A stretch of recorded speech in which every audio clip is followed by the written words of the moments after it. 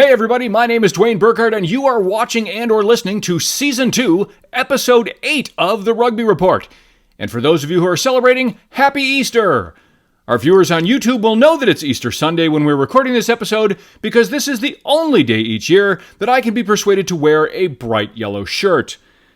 Anyway, in this episode, it is quarterfinals weekend of the European Challenge and Champions Cup, so we will check in on those games, and we will have a quick look ahead to next week's URC action.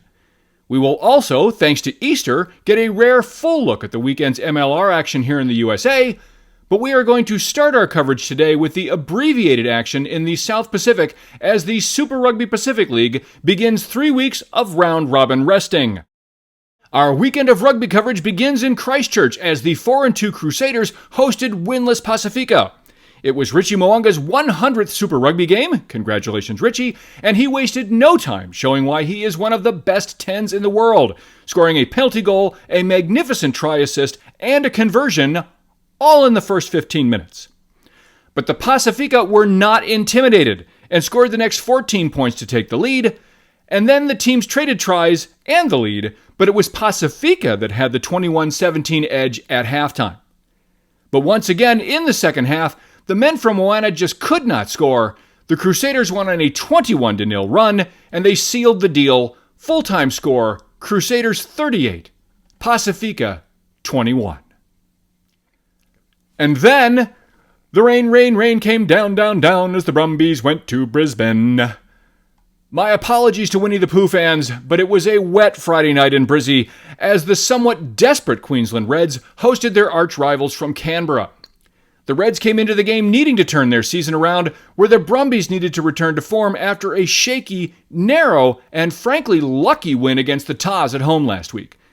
The first half of this game was an exciting, if occasionally sloppy game, though the sloppiness was due to the weather and not the players, with the teams trading tries back and forth and the Brumbies taking a narrow 21-17 lead into the sheds.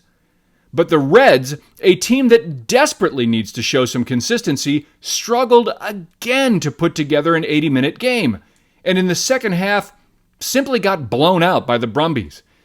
It was the Brumbies' first win in Brisbane in 8 years, and it was a big one. Full-time score, Reds 24, Brumbies 52. The Reds are in trouble, folks, and pressure is mounting on head coach Brad Thorn. But for what it's worth, I can't imagine Reds management being dumb enough to bail on their head coach right now. In my opinion, getting rid of Thorn would be like getting rid of Chuck Yeager as your pilot because the pretzels on your flight were stale. Yes, the Reds have problems, but Thorn isn't one of them. And unless Queensland fans want to return to the bottom of the league, which, just to remind them, is where they were before Thorn came along, they'll stand by their man. Next up, the doozy in Dunedin as the Hurricanes blew into town to face the Highlanders. The Landers were without several starters, including superstar Aaron Smith, but their roster of new faces has been impressive so far. And in the first half, they were again. The Hurricanes threw everything they had at the Highlanders, but only led 8-7 at the break. The second half was harder for the home team, and the Canes eventually pulled away. But as a Highlanders fan, I am extremely encouraged by what I see in this team. 2023 was always going to be a rebuilding year for the Highlanders, but based on what we've seen so far, the future of this team is bright. The Highlanders fell this weekend, but they will be back. Full-time score, Highlanders 14, Hurricanes 29. The weekend action wound up in Melbourne, where the Rebels hosted the Auckland Blues in a tale of two halves kind of game. Sorry, Dickens fans. In the first half, the Rebels ran while the Blues continued to struggle, and the halftime score was Rebels 17, Blues 13.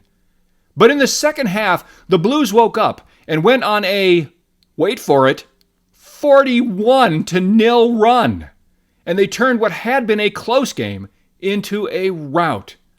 Full-time score, Rebels 17, Blues 54.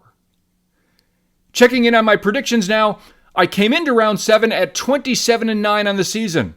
And this week I was 4-0. Yay! It's my third perfect week this season and my second in a row. And it brings me to 31-9 overall. Once again, next week there are only 4 Super Rugby games to report on, but one of them is definitely going to be the game of the year so far. Round 8 will start at Mount Smart, where Moana Pacifica will host the Queensland Reds in a game that is, in my opinion, a make-or-break game for the Reds. If the Reds win this game, it will give them some confidence and a boost to salvaging their season. But if Moana manages their first win of the year, then I know we're only halfway through the season, but write it down, folks. If the Reds lose, they're done in 2023.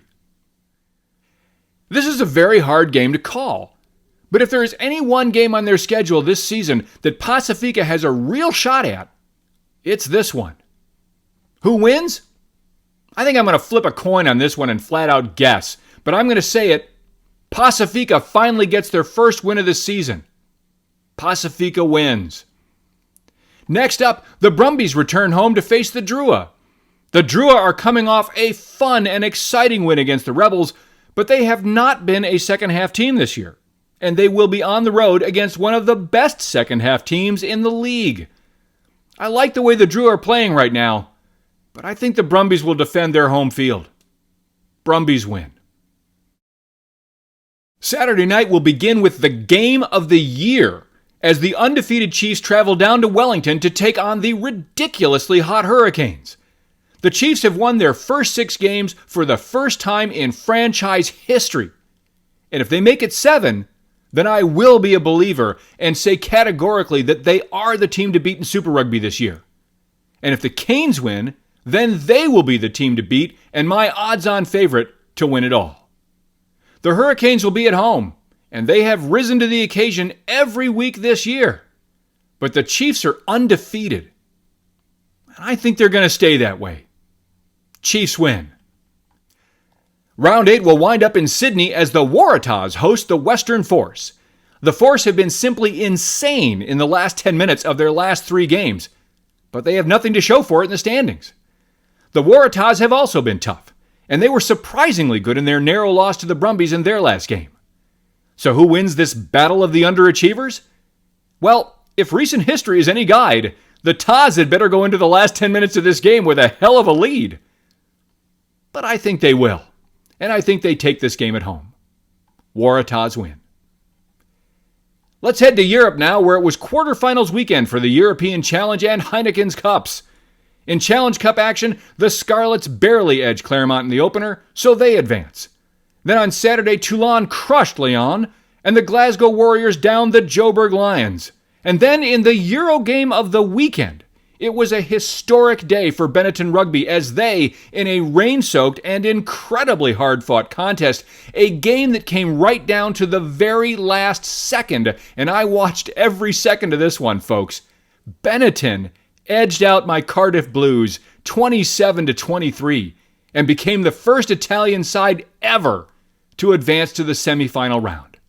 So congratulations to them.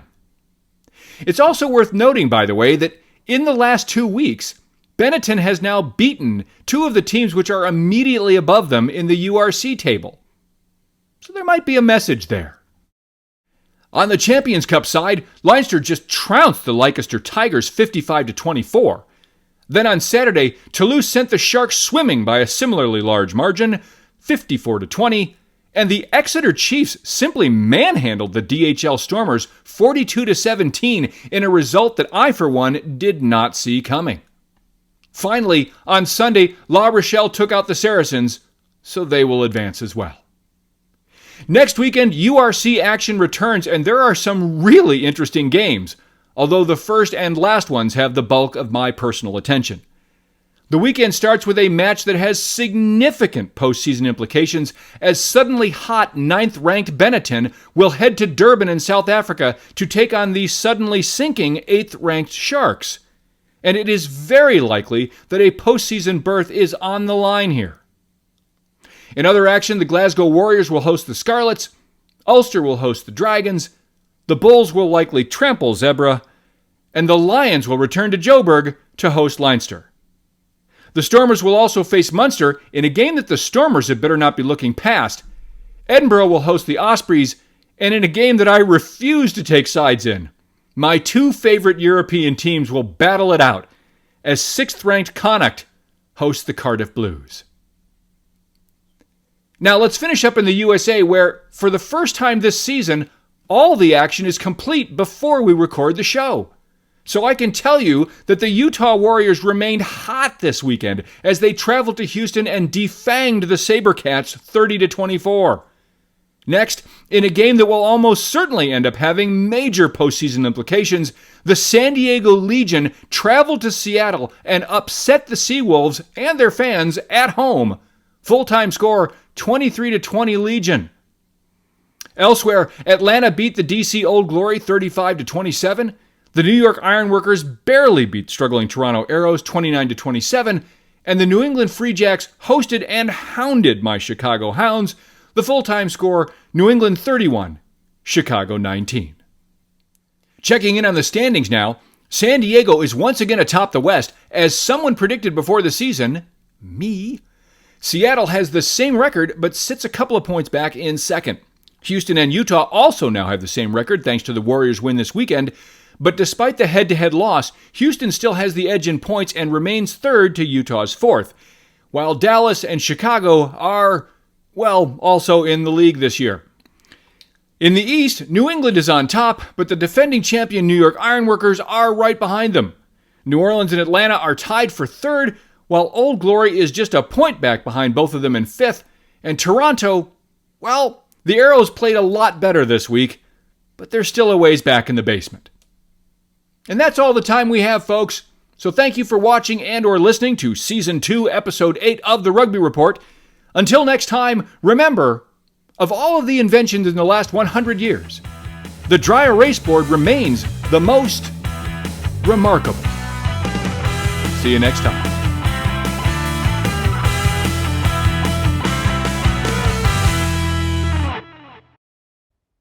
Bloopers. World scoring a penalty goal. White. Nope. The Reds are in trouble, folks, and pressure is mounting on hedge coach.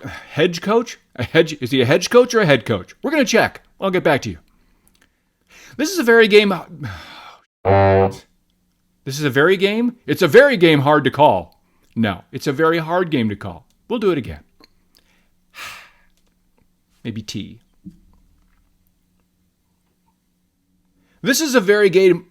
I did it again. A very game hard. It's not. It's a very hard game. Why is that hard for me? I wrote the script. Then they will be the odds-on team to win it all. I'm going to do it all again. And I need tea before I do it. But I think they will. And I think they'll take this home. Then on Saturday, Toulouse sent the Sharks swimming by a similarly Marge? It's Marge? Is Marge playing? I don't know if Marge is playing. I don't think it's a men's game, so it could be a man named Marge. Okay. But despite the head-to-head loss, Houston remains in third by the...